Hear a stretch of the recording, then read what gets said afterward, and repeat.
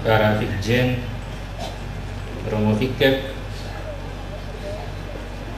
para imam, para suster, para undangan, Bapak Ibu, saudara-saudari, umat Allah yang terkasih dalam Kristus. Kita tahu bahwa dalam sejarah dunia ini, Hitler adalah seorang diktator yang paling kejam dan bengis. Atas perintahnya, jutaan orang Yahudi telah dibunuh di kamp-kamp konsentrasi di Eropa yang dikenal dengan nama Holocaust.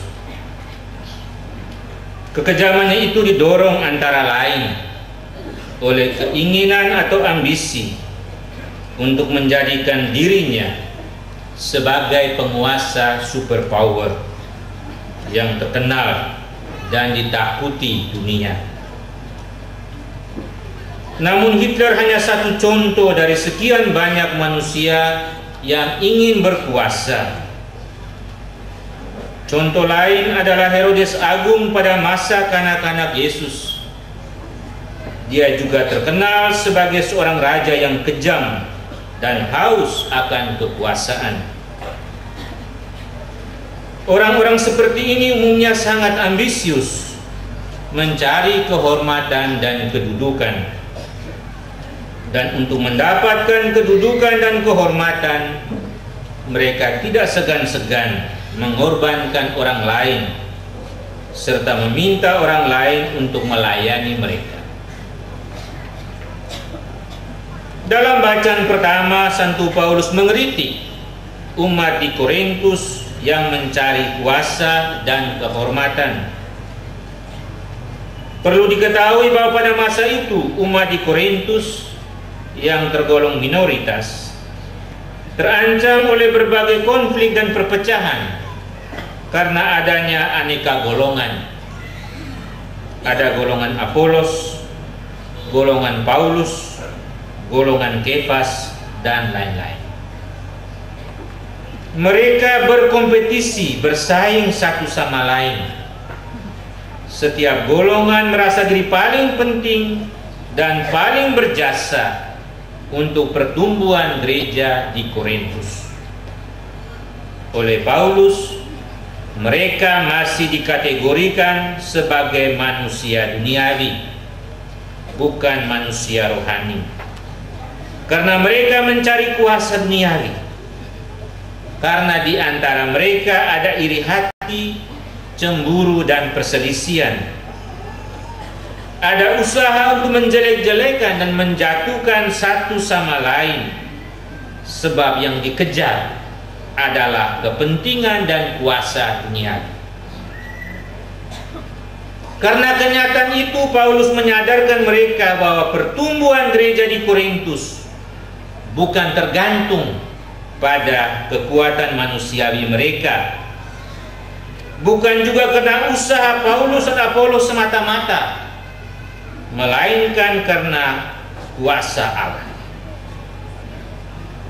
Sekalipun Paulus dan Apolos punya jasa dalam karya pembartaan Injil, namun pertumbuhan gereja bukan bergantung pada keduanya, melainkan pada kuasa dan kekuatan Allah. Roh Allah yang tidak kelihatan itulah yang memberikan nafas kehidupan kepada gereja. Tanpa bantuan Roh Allah, gereja tidak bisa hidup, tumbuh, dan berkembang. Karena itu yang terpenting bukanlah yang menanam atau yang menyiram, melainkan Deus incrementum dedit, Allah yang memberi pertumbuhan. Baik yang menanam maupun yang menyiram adalah pelayan-pelayan Tuhan, rekan-rekan sekerja Allah yang harus bekerja keras dan bekerja sama untuk melayani gereja. Kalau kesadaran ini ada dalam diri umat di Korintus, maka mereka dapat bersatu padu dan bekerja sama untuk melayani gereja. Dan sebaliknya, mereka tidak akan mencari kuasa kehormatan dan kedudukan di dalam gereja.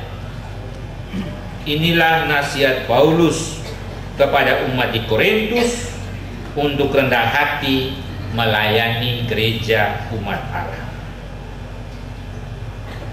Selanjutnya dalam Injil sore ini, Yesus juga mengkritik sikap mencari kedudukan dan kuasa. Ia mencela para muridnya yang mempersoalkan siapa yang terbesar, siapa yang paling penting di antara mereka.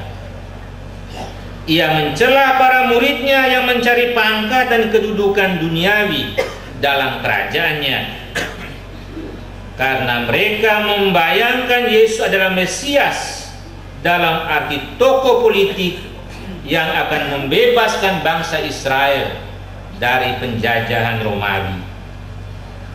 Mereka tidak pernah berpikir tentang Mesias yang menderita.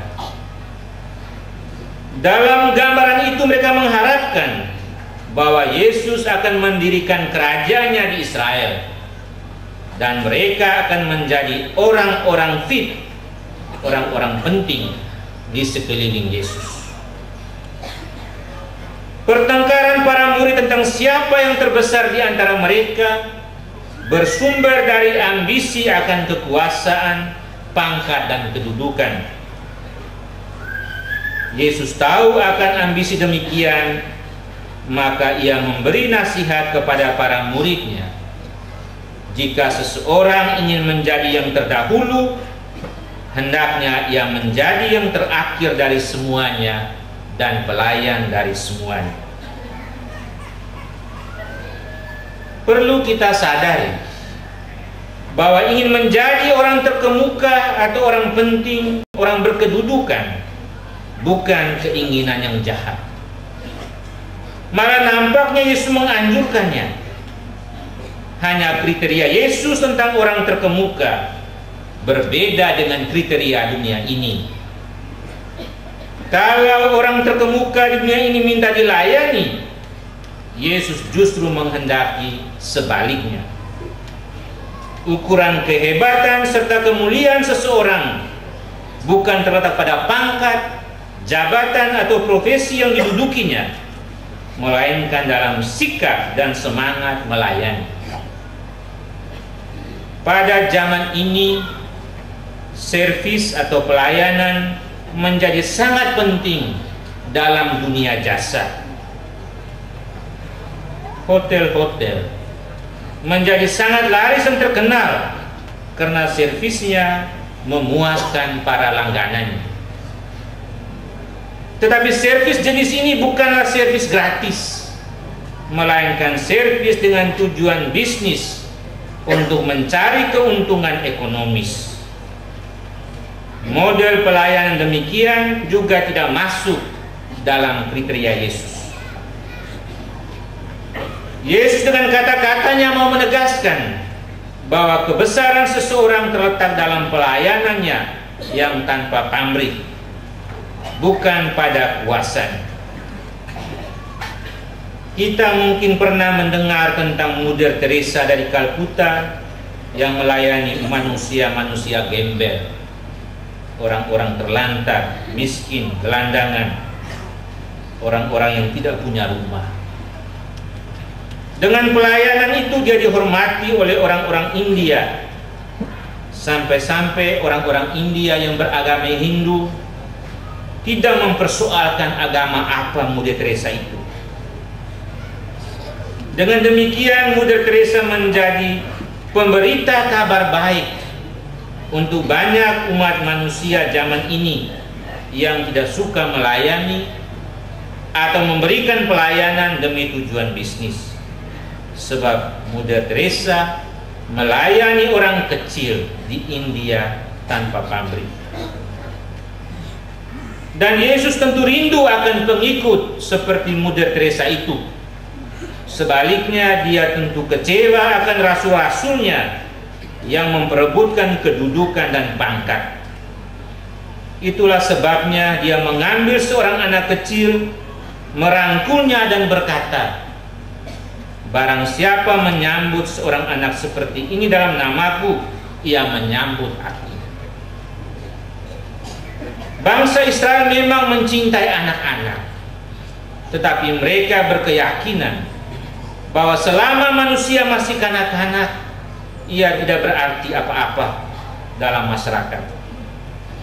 Tentu sikap Yesus yang mementingkan anak-anak ini mendatangkan keheranan bagi mereka.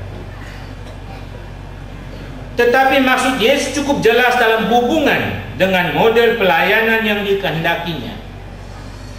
Para rasul harus melayani dan mementingkan anak-anak, yaitu simbol orang-orang yang sama sekali tidak dipentingkan oleh dunia.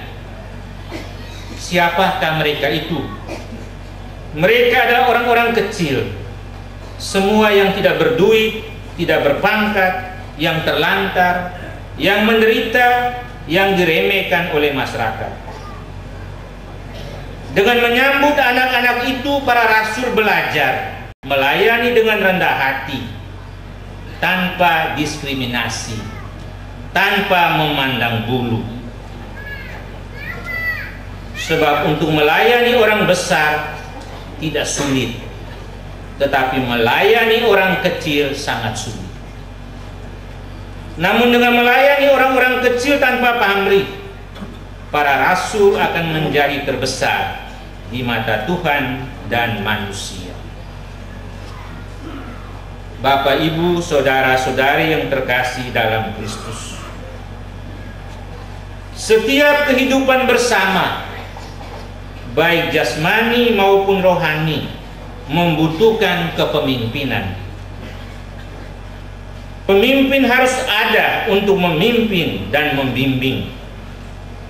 Kita bisa membayangkan konflik bisa muncul dalam kehidupan bersama yang tidak punya pemimpin. Namun menjadi pemimpin bukan untuk memerintah, bukan untuk menguasai, bukan untuk memperoleh kehormatan, popularitas dan kemasyhuran, melainkan untuk melayani. Itulah kepemimpinan Kristiani di dalam gereja yang menjadi tantangan bagi kita semua yang menjadi pemimpin. Semua jabatan dalam gereja, termasuk jabatan uskup, adalah jabatan untuk melayani. Dan seorang pelayan hendaknya memperhatikan kata-kata Yesus tadi. Siapa yang ingin terkemuka harus menjadi pelayan. Oleh karena itu, semangat melayani hendaknya merasuki bukan hanya uskup, melainkan juga semua fungsionaris pastoral tertabis dan terbaptis, serta seluruh umat Allah. Hendaknya kita semua memiliki semangat melayani dan semangat berkurban demi pertumbuhan gereja. Untuk itu, kita perlu mengalahkan interese-interese pribadi dan sikap mementingkan diri sendiri dan kelompok. Memang dalam masa pembangunan ini, pesan Tuhan dalam Injil sore ini menjadi sangat aktual. Pada masa ini dibutuhkan orang-orang yang bermental pelayan dan pengabdi, bukan orang-orang yang bermental tuan dan mandor. Yesus meminta kita pengikutnya untuk melayani tanpa pamrih, seperti yang telah dilakukannya dalam pelayanannya di Palestina terhadap orang-orang kecil, orang-orang lumpuh, orang sakit dan buta. Malah ia merelakan hidupnya untuk melayani kita, para pendosa. Pelayanan tanpa pamrih kiranya kita hayati selalu dalam hidup menggereja, dalam hidup berkeluarga, dan dalam hidup bermasyarakat. Untuk itu kita perlu mengenyahkan sikap mementingkan diri sendiri, sebab pelayanan tanpa pamrih memang membutuhkan pengorbanan dari setiap kita. Semoga kita semua sanggup menjadi pelayan dan pengabdi di mana saja, seperti yang dikehendaki oleh Yesus Tuhan kita. Amin.